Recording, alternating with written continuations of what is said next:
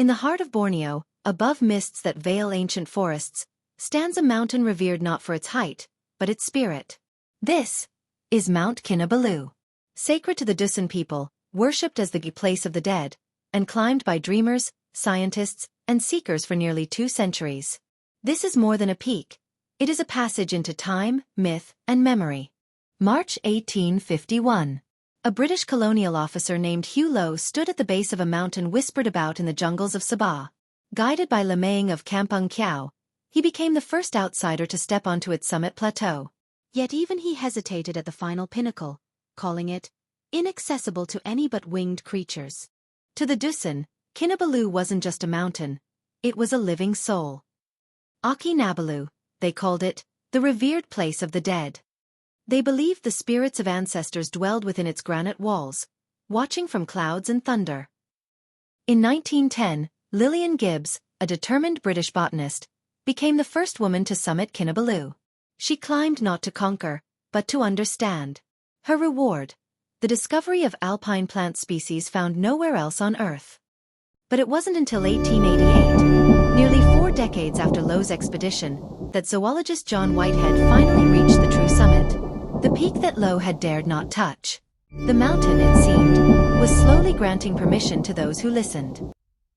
Today, every climber treads a path worn by pilgrims and porters.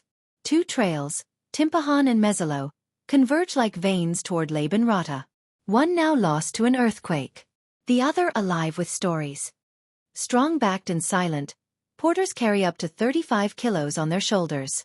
Supplies for high huts, food for strangers, and the quiet dignity of those who've walked this mountain all their lives.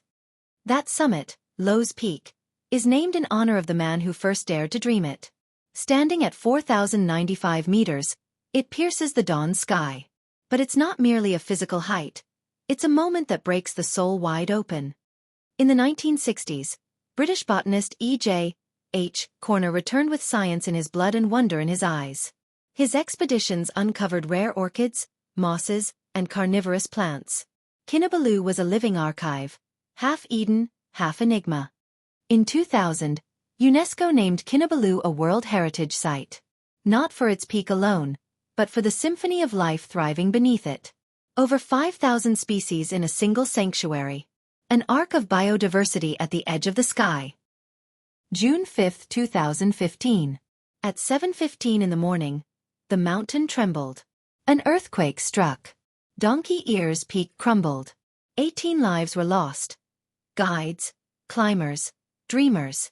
The mountain reminded the world, it is not ours to own. Just 6 days before the quake, 10 Western tourists stripped naked on the summit. To locals, it was an unspeakable offense, an insult to sacred spirits. When the quake followed, many whispered, the mountain had been angered. 4 were arrested. Public indecency. Fines. Jail. But the true sentence was cultural shame.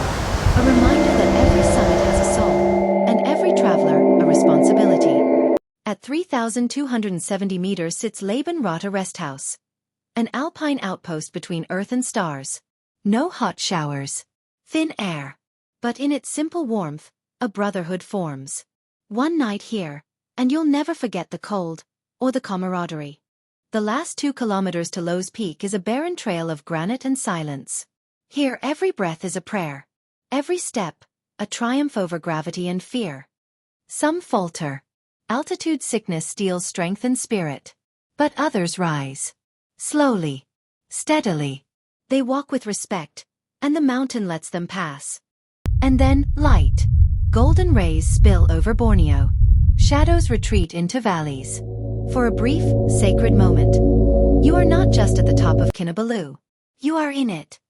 But every summit has its descent. The trail back is steep, humbling. You come down changed, not just in altitude but in soul. On the north face lies a gorge so deep, it feels like a wound carved by time. Lowe's Gully. 1,800 meters of vertical madness. In 1994, a British expedition vanished here. Trapped. Starving. Rescued after 16 days. The mountain does not forgive arrogance. Their story was immortalized in books and film. Not as heroes, but as warnings. This mountain doesn't need to be conquered. It only needs to be respected. Kinabalu. Some say it means Chinese widow, a tale of love and loss. Others claim it simply means the mountain that has. But to the Dusun, it is and always has been Mount Kinabalu, the resting place of their ancestors. No roads touch the summit. No wheels roll across its spines. Everything that lives here, orchids, frogs, cloud-drenched moss, is protected by altitude and reverence. Sabah Parks manages the mountain with care. Only 130 climbers per day.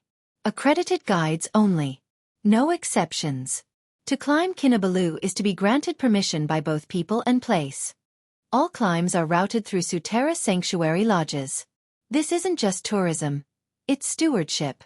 Every night booked, every meal eaten, supports the ecosystem that cradles this peak. The Mesolo Trail, once the wilder route, is now closed, claimed by the 2015 quake. Only the Timpahan Gate remains. But its path is still beautiful, still blessed. Every porter has a tale. Every guide, a scar. And every climber leaves with a memory etched into bone. No one leaves Kinabalu unchanged. After the quake, the forest grew back. Roots found new purchase. Leaves drank light again. Because Kinabalu, like its people, always finds a way to heal. From the crown of Borneo, you see no borders. No politics. Just sky and silence. You see the world not as it is, but as it was meant to be. The Dusun believe that every stone on Kinabalu holds memory. Every wind carries a whisper from the past. To climb it is to listen. And when your journey ends, Kinabalu does not say goodbye. It stays behind, waiting, watching, whispering in wind and cloud, until the next soul comes to climb, not to conquer, but to understand.